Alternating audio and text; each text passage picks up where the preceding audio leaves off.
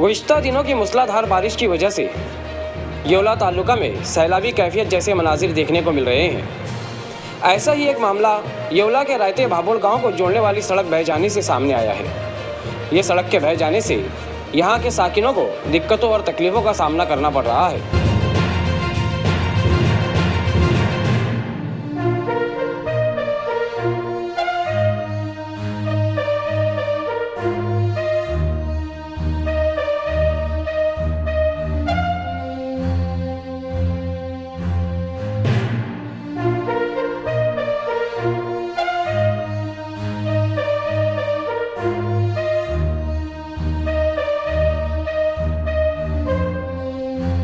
ऐसे ही अवामी बेदारी वाले वीडियोस देखने के लिए हमारे न्यूज़ चैनल को सब्सक्राइब करें और बेल आइकन के बटन पर क्लिक करके ऑल का ऑप्शन सिलेक्ट कर लें ताकि हमारी हर वीडियोस की नोटिफिकेशन आपको मिलती